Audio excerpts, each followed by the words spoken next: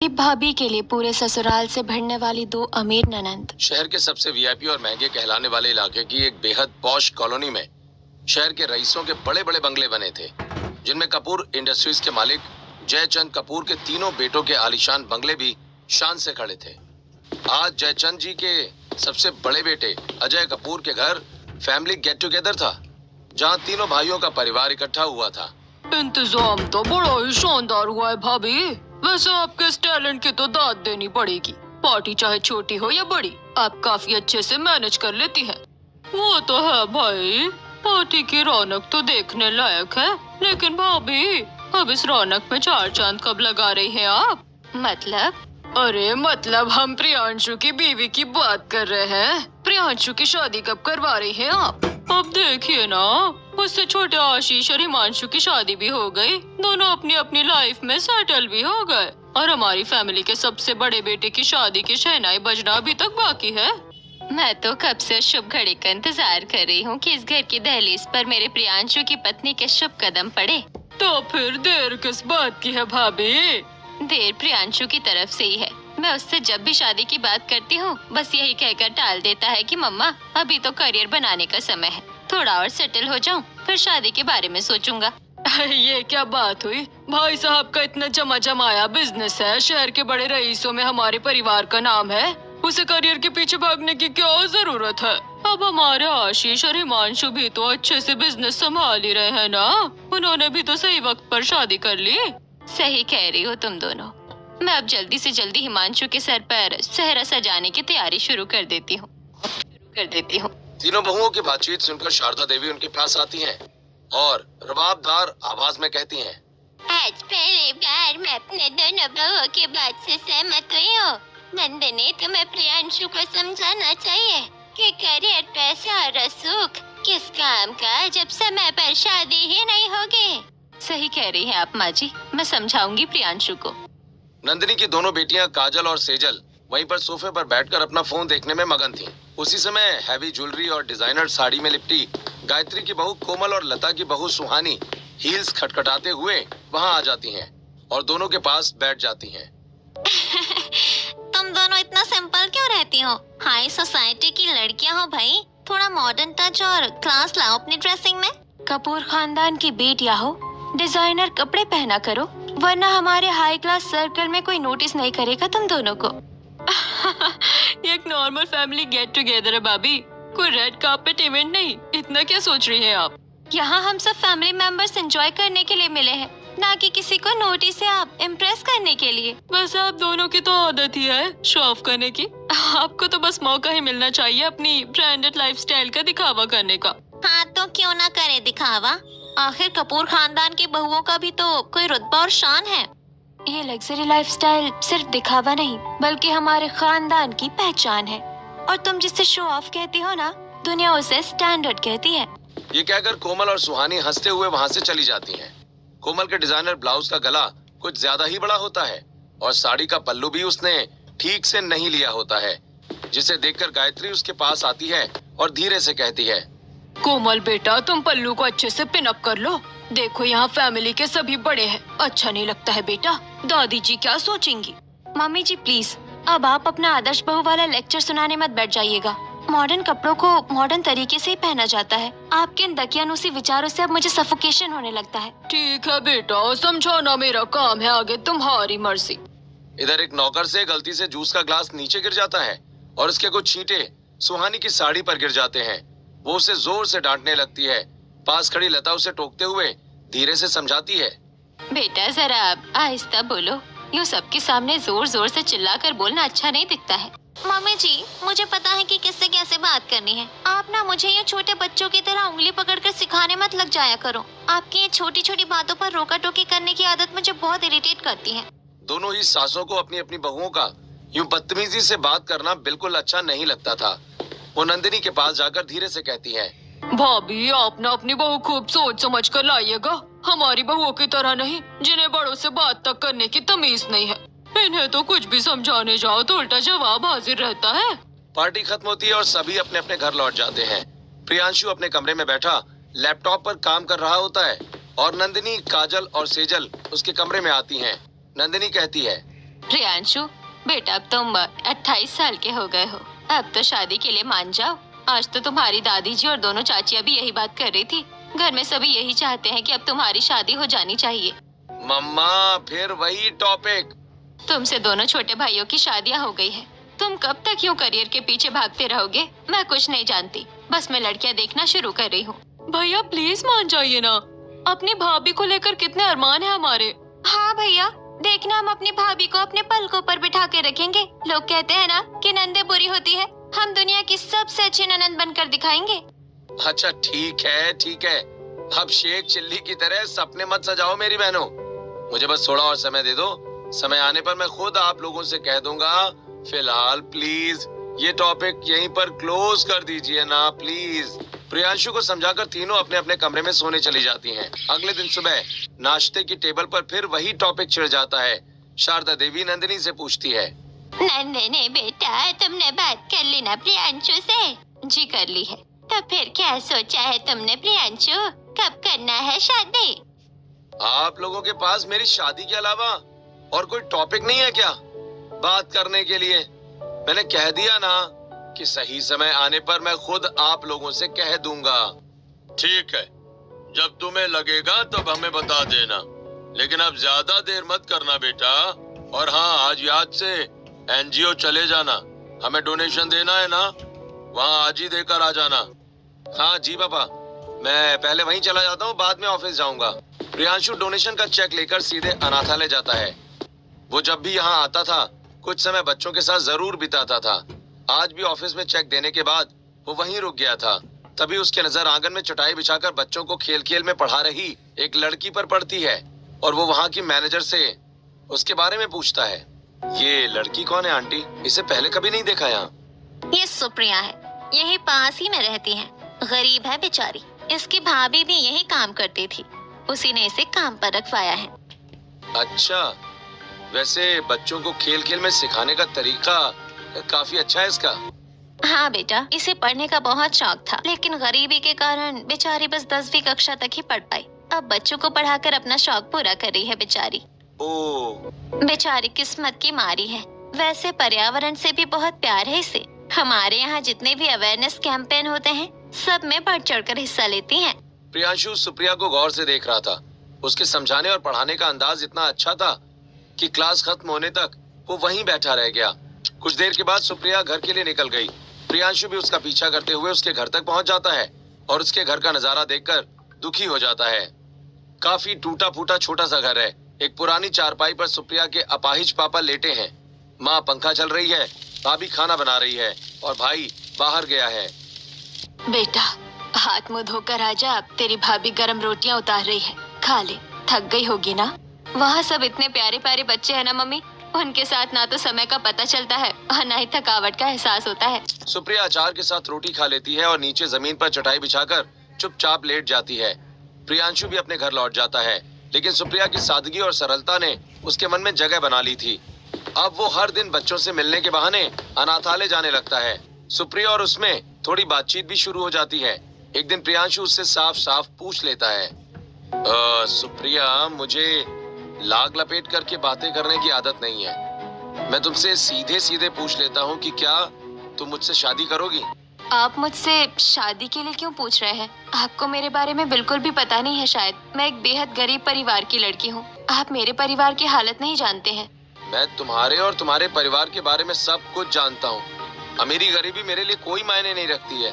आपके लिए मायने नहीं रखती होगी, लेकिन आपके परिवार वाले, क्या आपके परिवार वाले मेरे जैसी गरीब घर की लड़की को अपनी बहू के रूप में स्वीकार कर लेंगे? अरे तुम उनकी फिक्र मत करो, उन्हें मैं मना लूंगा। तुम बस शादी के लिए हाँ कर दो। ठीक है, फिर आपके जैसे लड़के से शादी करने में मुझे क्या दिक्कत होगी, बल्कि मेरे तो नसीब ही खुल जाएंगे। सुप्रिया से हाँ मिलते ही प्रियांशु घर आता है और खुश होकर सबसे कहता है, मम्मी, मैं शादी करने के लिए तैयार हूँ, लेकिन मैं केवल अपनी ही पसंद की लड़की से शादी करूंगा। बिल्कुल, तुम शादी उसी से करना बेटा जिसे तुम पसंद करते हो। हम तुम पर ना तो अपनी पसंद थोपेंगे और ना ही तुम्हें अपनी पसंद से शादी करने के लिए मजबूर करेंगे। लेकिन मम्मी, मुझे जो लड़की पसंद है वो शायद आपको पसंद ना आए। फिर भी मैंने सोच लिया है कि शादी करूंगा तो उसी से करूंगा। और आपको पता है ना कि एक बार मैं जो ठान लेता हूँ बस ठान लेता हूँ।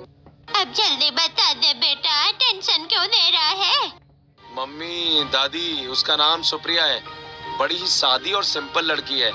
हम जिस अनाथालय में डोनेशन देते हैं ना, वो वहीं पर छोटे छोटे बच्चों को पढ़ाती है। लेकिन प्रियांशु सुप्रिया के बारे में सब कुछ बता देता है। ये सब सुनकर नंदिनी टेंशन में आ जाती है और कहती है, पूरे शहर में तुम्हें बस ये अनपढ़ और गरीब लड़की ही मिली थी बेटा। अपने स्टेटस का कुछ तो ख्याल रखना चाहिए था तुम्हें। मैं सोसाइटी को कैसे फेस करूंगी? और तुम्हारी दोनों चाचियाँ, वो क्या कहेगी? उनकी बहुएं तो मेरा जीना हराम कर देगी। उनकी बातों से हमें क्या लेना देना है मम्मी? आपके लिए वो लोग ज्यादा मायने रखते हैं या फिर मैं? ये कैसा सवाल है बेटा? जाहिर सी बात है कि मेरे लिए तू ज्यादा मायने रखता है। तो फिर बस, अगर आपके लिए मैं ज्यादा इम्पोर्टेंट हूँ तो आप इस शादी के लिए हाँ कर दीजिए, वरना मैं किसी और से शादी नहीं करूँगा और जिंदगी भर कुंवारा ही रहूंगा। प्रियांशु के इस फैसले से सबको हैरानी होती है और सभी मिलकर उसे समझाने का प्रयास करते हैं, लेकिन प्रियांशु अपनी जिद पर ऐसे अड़ जाता है कि उसे हिलाना मुश्किल हो जाता है। आखिरकार सब मान जाते हैं। दोनों बहनें खुश होकर प्रियांशु से कहती हैं, हम दोनों आपके लिए बहुत खुश है भैया। आपने कम से कम अपने लिए स्टैंड तो लिया। वैसे आपकी पसंद और आपके डिसीजन पर हमें पूरा भरोसा है।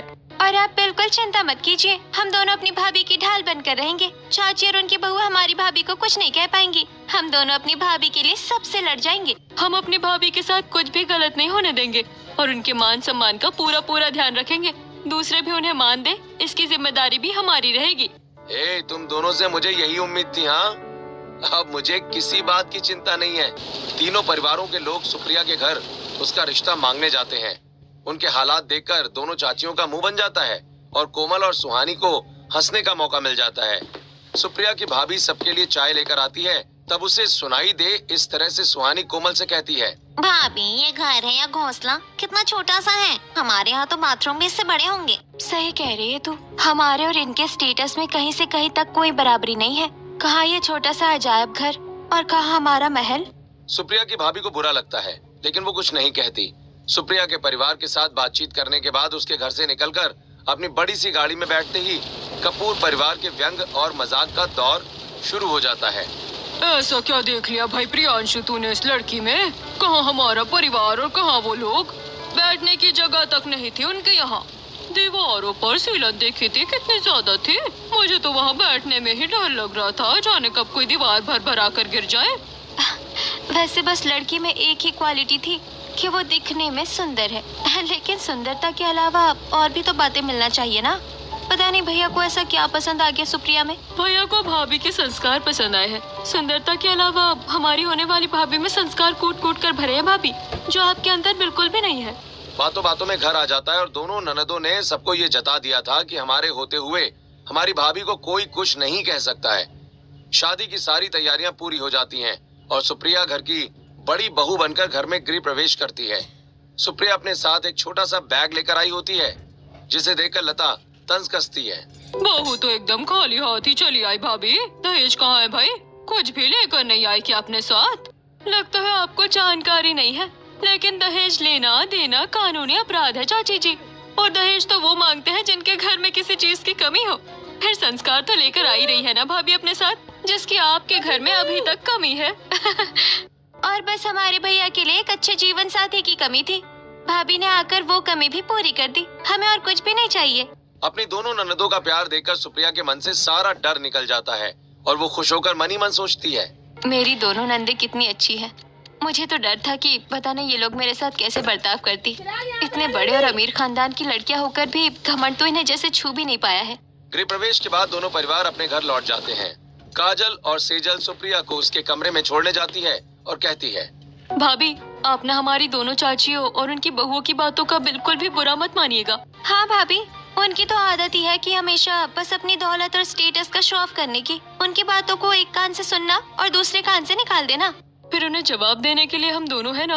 आप चिंता मत कीजिए और चलिए, अब आप भी बहुत थक गई होगी, आराम से सो जाइए। अगले दिन शाम को मुंह दिखाई की रस्म होती है, जिसके कारण नंदिनी सुबह से परेशान रहती है और शारदा जी के पास जाकर कहती है, मम्मी जी मुझे तो बहुत फिक्र हो रही है। शाम को हम सबको क्या बताएंगे मम्मी जी? बहू गरीब है ये तो ठीक है, लेकिन इतना कम पढ़ी लिखी है, ये कैसे बताएंगे? इसमें घबराने की क्या बात है बहू, अब जो हकीकत है वो तो है, हमें उसे अच्छे से स्वीकार करना चाहिए। दादी बिल्कुल सही कह रही है मम्मी। हमें लोगों की बात को भाव देने और उनके सवालों से घबराने के बजाय सुप्रिया भाभी के साथ डटकर खड़ा होना चाहिए। हमें तो भाभी की ढाल बनकर खड़ा होना चाहिए। हमें तो लोगों के सवालों का मुंह तोड़ जवाब देना चाहिए मम्मी, ना कि उन लोगों की हाँ में हाँ मिलानी चाहिए। तुम दोनों तो बस अपनी भाभी के नाम की माला ही जपने लग गई हो। पता नहीं ऐसा कौन सा जादू कर दिया है उसने तुम पर। दोपहर को सबका खाना होने के बाद नंदिनी सुप्रिया से कहती है, सुप्रिया बेटा, तुम्हें पता है ना कि आज शाम को तुम्हारी मुंह दिखाई की रस्म है, तो बेटा यहाँ के रिवाज के अनुसार तुम्हें अपने मायके की साड़ी ही पहननी होगी। तुम कोई अच्छी सी साड़ी पहन लेना। ठीक है मम्मी जी, लेकिन नंदिनी सुप्रिया की बातें सुने बिना ही वहाँ से चली जाती है। वो परेशान होकर मायके से लाई 2-3 साड़ियों को देखते हुए सोचती है, ये सभी साड़ियाँ बिल्कुल भी यहाँ के हिसाब से नहीं है। मैं इन्हें पहनकर मेहमानों के सामने कैसे जाऊंगी? भाभी आप बिल्कुल परेशान मत होइए। यहाँ मुंह दिखाई की रस्म में मायके की ही साड़ी पहनने का रिवाज है, तो आपके पास जो भी साड़ी हो वो पहन लीजिए और अपने आप को और अपनी चीजों को कम मत समझिए। आपकी साड़ी सादी है तो क्या हुआ, अच्छी तो है। सुप्रिया को तसल्ली देने के बाद काजल और सेजल उसे काफी अच्छे से तैयार कर देती हैं। सुप्रिया जब तैयार होकर आती है तो मुंह दिखाई की रस्म में आई हुई सभी महिलाएं उसकी सादी सी साड़ी देखकर हैरान रह जाती हैं और सुहानी और कोमल को तंज कसने का मौका मिल जाता है।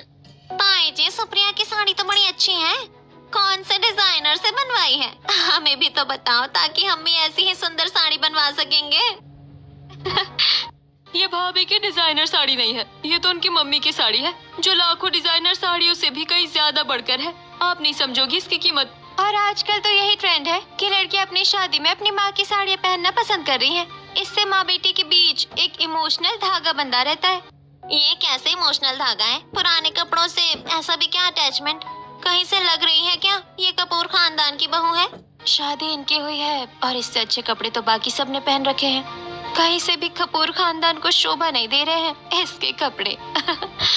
शोभा दे चाहे ना दे, अब ये हमारे भाई की पसंद है और कपूर खानदान की बड़ी बहू है और यही सच्चाई है। ये आप दोनों से रिश्ते में बड़ी है और इनका सम्मान करना आपका कर्तव्य है। इसी तरह कुछ दिन और गुजर जाते हैं और एक दिन नंदिनी काजल और सेजल से अकेले में कहती है, बेटा हम लोग ऐसा करते हैं कि आज सुप्रिया को मॉल लेकर जाते हैं और कुछ अच्छी साड़ियाँ दिलाकर लाते हैं। हमारे यहाँ कोई ना कोई आता जाता रहता है, अब उसके लिए भी अच्छे कपड़ों की जरूरत है। हाँ मम्मी, हम आज ही भाभी को मॉल लेकर जाते हैं और उनके लिए अच्छी साड़ियाँ लेकर आते हैं। सुहानी और कोमल से भी पूछ लेना, हम लोग उन्हें छोड़कर चली गई तो दोनों पीछे से किरपिर करेंगी। ठीक है मम्मी। सुहानी और कोमल भी उसके साथ चलने के लिए तैयार हो जाती हैं और दोपहर को सब तैयार होकर मॉल में आते हैं। थोड़ी देर इधर उधर घूमने के बाद वो लोग एक बड़ी सी साड़ी की दुकान पर आती हैं। काजल सुप्रिया की तरफ इशारा करते हुए दुकानदार से इंग्लिश में कहती है, भैया show some beautiful saris for her. कुछ साड़ियाँ दिखाने के बाद दुकानदार सुप्रिया से इंग्लिश में पूछता है, so which colour you want ma'am? जी क्या? भैया इन्हें इंग्लिश नहीं आती है, आप इनसे हिंदी में ही बात कीजिए। वैसे सुप्रिया, तुम्हें डिजाइनर साड़ी तो पहना देंगे हम, लेकिन तुम्हारे इंग्लिश के नॉलेज का क्या करेंगे? हाँ, तुम तो पढ़ी लिखी ही नहीं हो, तुम्हारे पास डिग्री तो छोड़ो, तुम तो ढंग से 12वीं पास भी नहीं हो। छोड़ो, अब क्या किया जा सकता है। दुकान से कुछ साड़ियाँ खरीदकर सब बाहर निकलते हैं और सुहानी नंदिनी से हंसते हुए कहती है, ताई जी, सुप्रिया को तो ऐसी जगहों पर लेकर जाना मतलब अपनी हंसी उड़वाने जैसा है बिल्कुल। दुकान में कितना मजाक बन गया होगा हमारा। आगे से हम सुप्रिया को ऐसी जगहों पर बिल्कुल साथ में लेकर नहीं जाएंगे ताई जी। उन दोनों की बातें नंदिनी को चुप जाती हैं। वो सिर झुकाकर खड़ी हो जाती है। ये देखकर काजल और सेजल नंदिनी से नाराज होकर कहती है, मम्मी, हमने आपको कितनी बार समझाया कि आप अपनी बहू की साइड लिया कीजिए। ये लोग बोलते हैं और आप इन्हें जवाब देने के बजाय बस सिर झुकाकर खड़ी हो जाती हैं। और हमारी भाभी भी किसी से कम नहीं है। अगर हम उन्हें डिजाइनर साड़ी पहना सकते हैं तो उन्हें पढ़ा लिखा भी सकते हैं। क्या फायदा ऐसी पढ़ाई लिखाई का जिसमें आपने बस दूसरों का अपमान करना ही सीखा हो? आखिर ऐसा क्या है तुम्हारी भाभी में भाई, और ऐसा क्या दे दिया उन्होंने तुम्हें जो तुम बस उनके गुण गाती रहती हो? उसके खुद के पास कुछ नहीं है तो तुम्हें दे ही क्या सकती है ये? और नहीं तो क्या, दोनों जब देखो तब उसके लिए पूरी फैमिली से पंगे लेती रहती हो। उसके लिए तुम सबसे भिड़ जाती हो। हम क्यों नहीं भिड़ेंगे हमारी भाभी के लिए? हमें अच्छा लगेगा क्या कि हमारे सामने कोई भी आकर हमारी भाभी को कुछ भी कहकर चला जाए? और आप डिजाइनर साड़ी की बात कर रही है ना, अब आप देखो कि हम अपनी भाभी के लिए कैसे एक से बढ़कर एक डिजाइनर साड़ियाँ लेकर आएंगे। मेरी बेटी एकदम सही कह रही है, इन दोनों में और सुप्रिया में बहुत अंतर है। ये दोनों तो जब देखो तब अपनी सासों की बेइज्जती कर देती है और एक मेरी बहू बेचारी हर बात में मम्मी जी करते नहीं थकती है।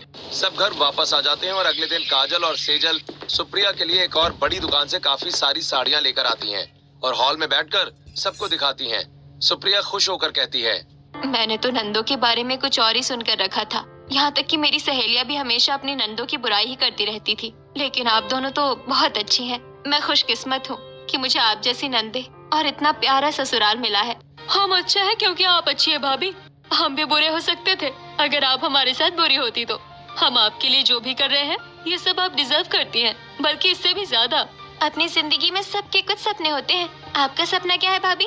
आप क्या चाहती है जिंदगी में? अरे ये खूब पढ़ना चाहती थी, लेकिन गरीबी के कारण अपनी पढ़ाई पूरी नहीं कर पाई। फिर इसने अनाथ बच्चों को फ्री में पढ़ाना शुरू कर दिया। एक बार मुझे अनाथालय की मैनेजर ने ये सब बताया था। भाभी अगर आपको मौका मिले तो अब आप पढ़ना चाहोगी? पढ़ना तो जरूर चाहूंगी, लेकिन अब ये कैसे मुमकिन है? सब मुमकिन है भाभी। अगर आप पढ़ना चाहोगी तो क्यों नहीं हो सकता? हम आपकी पढ़ाई पूरी करवाएंगे। अब तो दोनों बहनें जी जान से सुप्रिया की पढ़ाई पूरी करवाने के लिए कमर कस लेती हैं और सबसे पहले सुप्रिया का ऑनलाइन फॉर्म भरवाती हैं। लीजिए भाभी, आज तो आपका फॉर्म भी भर गया। मतलब आपकी आगे की पढ़ाई पूरी करने का रास्ता खुल गया। अब बस आप पीछे मत हटना। तुम दोनों ने मेरे लिए बहुत बड़ा काम कर दिया है। तुम दोनों तो मेरी बहनों से भी बढ़कर हो। काजल और सेजल सुप्रिया की पढ़ाई में मदद करती हैं और उसके लिए हर सुविधा उपलब्ध करवाती हैं। एक दिन जब काजल सुप्रिया को कुछ लिखना सिखा रही थी, तभी सुहानी और कोमल आ जाती हैं और मजाक उड़ाते हुए कहती हैं, ये लो जी, हमने तो आज तक बच्चों को हाथ पकड़कर लिखना सीखते हुए देखा था। अब तो बड़े भी पीछे नहीं है। इस उम्र में ABCD सीखी जा रही है यहाँ तो। हाँ देखो तो भाभी, जिस उम्र में इसे अपने बच्चों को सिखाना चाहिए तो खुद ही सीखने बैठ गई हैं। क्या दिन आ गए हैं कपूर परिवार के, बहू लिखना पढ़ना सीख रही हैं। भी पढ़ने लिखने की कोई उम्र नहीं होती है, और जब ये पढ़ना चाहती थी तब फाइनेंशियल कंडीशन के कारण पढ़ नहीं पाई। लेकिन अब तो ऐसी कोई बात नहीं है, ये आराम से अपनी इच्छा पूरी कर सकती है। यूँ भी पढ़ाई करना पढ़े लिखे गवारों की तरह दूसरों का मजाक उड़ाकर अपमान करने से तो कहीं ज्यादा अच्छा है ना भाभी? काजल और सेजल आज दोपहर को रानी बुआ रही हैं। तुम्हें तो पता ही है कि वो एक बार बातें करना शुरू करती हैं तो फिर रुकने का नाम ही नहीं लेती। सुप्रिया को भी वो अपनी बातों में उलझा कर रखेंगी और 3-4 घंटों से पहले छोड़ेगी नहीं। हाँ वो तो है मम्मी, लेकिन आज तो भाभी का ऑनलाइन टेस्ट है, कैसे मैनेज होगा? तुम ऐसा करना कि थोड़ी देर बाद अपनी भाभी को किसी बहाने से ऊपर बुला लेना, ठीक है? दोपहर को रानी आती है और आदत के अनुसार बातें करना शुरू कर देती है। सुप्रिया उनके लिए चाय नाश्ते की व्यवस्था करती है और उनके पास बैठ जाती है। रानी तंज कसते हुए कहती है, सुना है तुमने पढ़ाई लिखाई शुरू कर दी है? इस उम्र में तुम्हारी गोद में बच्चा खेलता दिखना चाहिए, तो तुम खुद ही बस्ता लटका कर घूम रही हो। काजल और सेजल की बहुत इच्छा थी बहन जी, और फिर हमें भी इसके पढ़ने लिखने से क्या एतराज हो सकता था भला? वैसे भी घंटों गप्पे लड़ाने से तो अच्छा है ना कि पढ़ने में समय बिताया जाए। भाभी प्लीज मेरी ड्रेस को बटन लगा दीजिए ना, मुझसे हो नहीं रहा है बराबर। हाँ बहू जाओ, जरा मदद कर दो, हमारी बातें तो अभी लंबी चलेगी। तभी मोहन भी रानी और नंदिनी से मिलने आता है। कुछ भी कहिए भाभी, लेकिन हमारे घर की बड़ी बहू तो आप गंवार ही ले आई हैं। जिनके अपने घर कांच के होते हैं ना चाचा जी, वो दूसरों के घर में पत्थर नहीं मारते। काजल के जवाब से मोहन जी समझ जाते हैं कि वहाँ से खिसकने में ही भलाई है। एक दिन काजल और सेजल किसी काम से बाहर जा रही होती हैं कि उसे बाहर सुहानी और कोमल मिल जाती हैं। तो कहाँ निकली सवारी? भाभी को पढ़ाना छोड़कर कहाँ जा रही हो दोनों? कहीं नहीं, बस पास ही जा रहे थे। वैसे आप दोनों सुबह सुबह कहाँ जा रही हैं? हम दोनों पार्लर जा रही हैं, अपॉइंटमेंट है ना हमारा। अब शाम को ही वापस आएंगे। चलो, उतनी ही देर चाची जी के दिमाग को शांति मिलेगी। कौन सी बात पर हंसी आ रही है? खैर छोड़ो, मैं ये कह रही थी कि हम सुप्रिया को भी लेकर जाते हैं। बेचारी ने कभी इतना बड़ा पार्लर देखा नहीं होगा ना, कहो तो उसका भी अपॉइंटमेंट ले लें। नो थैंक्स भाभी, हमने भाभी का अपॉइंटमेंट पहले ही बुक करवा दिया है। वो और भैया हनीमून पर जा रहे हैं ना, इसलिए। अच्छा, हनीमून पर जा रहे हैं? हाँ, मैंने और काजल ने उन्हें हम दोनों की तरफ से गिफ्ट दिया है। काजल और सेजल चली जाती हैं और सुहानी और कोमल का मुंह उतर जाता है। दोनों अपनी इकलौती ननद राखी की बुराई करने लगती हैं। एक ये दोनों जो अपनी भाभी का इतना ध्यान रखती हैं, और एक मेरी ननद राखी, नकचड़ी कहीं की। और नहीं तो क्या, जब देखो तब बस तुम पर हुक्म चलाने की कोशिश करती रहती है। कुछ दिनों के बाद काजल और सेजल सुप्रिया को शहर के सबसे बड़े पार्लर लेकर जाती हैं और सिर से पांव तक उसका क्लीनअप करवा कर लाती हैं। 2 दिन बाद प्रियांशु और सुप्रिया अपने बैग लेकर हनीमून के लिए निकल रहे होते हैं और सुहानी उन्हें देखकर अपनी ननद राखी से कहती है, दोनों नंदों ने क्या से क्या बना दिया है अपनी गंवार भाभी को। पूरा लुक ही चेंज कर दिया है। ऐसी होती है नंदे। और एक आप हमेशा बस मुझसे लड़ती रहेंगी या फिर ताने मारती रहेंगी। मैं यहाँ रहती ही कितना हूँ भाभी। 4 दिनों के लिए भी हॉस्टल से आती हूँ तो हर वक्त आपका मुंह बना रहता है। कभी 1 कप चाय तक बना कर दी है आपने मुझे। आप काजल और सेजल की बात करती है तो उनकी भाभी सुप्रिया को भी देख ले जरा, कितना प्यार है उन्हें अपनी नंदों से। उससे क्या होता है? बहुत कुछ होता है भाभी। सुप्रिया भाभी ना तो कभी ताई जी को उल्टा जवाब देती है और ना ही उनके साथ बदतमीजी करती है।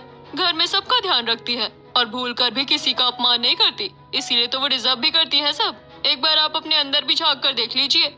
सुहानी को अपनी गलती का एहसास होता है और वो चुपचाप वहाँ से चली जाती है। कुछ दिन के बाद सुप्रिया और प्रियांशु हनीमून से वापस आते हैं और सुप्रिया फिर से पढ़ाई में जुट जाती है। इसी तरह दिन बीतते हैं और सुप्रिया का 12वीं का रिजल्ट आता है और काजल खुश होकर घर में बताती है, दादी, मम्मी, पापा, भैया, भाभी का रिजल्ट आया है। हर सब्जेक्ट में डिस्टिंक्शन से पास हुई है भाभी। अरे वाह, बहुत अच्छा बहू, जीतते रहो। तेरी मेहनत रंग लाई बेटा, हम सबको बड़ी खुशी हुई है।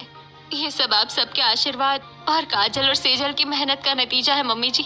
मेरी दोनों नंदों ने मुझे आज इस काबिल बनाया है। हमें आप पर पूरा विश्वास था भाभी कि आप कर लोगी। मम्मी पापा, देखा भाभी ने करके दिखाया। सब उन्हें कहते थे कि इस उम्र में पढ़कर क्या करोगी, लेकिन देखा ना आप लोगों ने। भाभी, हम यही कहते थे ना आपको, पढ़ने की कोई उम्र नहीं होती है, बस जहाँ चाह होती है वहीं पर राह भी होती है। घर में सब सुप्रिया की तारीफ करते हैं और उसकी मेहनत को सराहते हैं। सुप्रिया काजल और सेजल के गले लगकर रोने लगती है। अजय जी अपनी बहू की उपलब्धि पर इतने खुश थे कि उन्होंने इस खुशी में एक पार्टी का ऐलान कर दिया। बहू की सफलता का सेलिब्रेशन करना तो भाई बनता है, क्या कहते हो? कल शाम को हमारे यहाँ एक बड़ी पार्टी होगी। अगले दिन नंदिनी भी खूब जोश से पार्टी का इंतजाम करती है। कुछ देर के बाद अजय, सुप्रिया और काजल स्टेज पर आते हैं और कहते हैं, आज मेरी दोनों बेटियों और बहू ने ये साबित कर दिया कि पढ़ाई की कोई उम्र नहीं होती। अगर चाहे तो किसी भी लक्ष्य को पाया जा सकता है। ये सब हमारा नहीं, हमारी भाभी का कमाल है। उन्होंने कभी हिम्मत नहीं हारी। अब हमारी भाभी को कोई अनपढ़ नहीं कह पाएगा। मैं जब इस घर में आई थी, एक डर और अनपढ़ होने के दुख के साथ आई थी, लेकिन मेरी दोनों नंदों ने मुझे इस काबिल बना दिया है। भाभी, ये दोनों ऐसे भाषण दे रही हैं जैसे पता नहीं कौन सा किला फतेह कर लिया है। 12th ही तो पास की है। सुहानी की बात सुनकर उसका बेटा रोहन कहता है, मम्मी, आप हमेशा ताई जी से चिढ़ती क्यों रहती है? उन्होंने तो कितनी मेहनत से ये हासिल किया है। हम उसी से चिढ़ते हैं जिससे जलते हैं। तो क्या आप भी ताई जी से जलती हैं? रोहन की बात सुहानी के दिल पर लग जाती है और उसे और कोमल को एक बार फिर से अपनी गलती का एहसास होता है। सुप्रिया आगे कहती है, कुछ लोगों ने जहाँ मुझे आगे बढ़ाने में जी जान लगा दी, उन लोगों का तो धन्यवाद है। साथ ही कुछ लोगों ने मेरा अपमान भी किया, लेकिन उनसे भी मुझे आगे बढ़ने की प्रेरणा ही मिली। सुहानी और कोमल भाभी, किसी भी इंसान की पहचान उसके कपड़ों या बैकग्राउंड से नहीं होती है। सुहानी और कोमल तुरंत सुप्रिया के पास आती हैं और उससे माफी मांगकर कहती हैं, हमें माफ कर दो सुप्रिया, हम बहुत गलत थे। तुम्हारे साथ हमने कभी अच्छा व्यवहार नहीं किया, लेकिन अब हम तुम्हारे साथ हैं। एक अच्छे नोट पर पार्टी खत्म होती है। कुछ सालों के बाद सुप्रिया अपना ग्रेजुएशन और बीएड पूरा कर लेती है और एक अच्छे स्कूल में टीचर बनकर गरीब बच्चों को पढ़ाती है। वाह,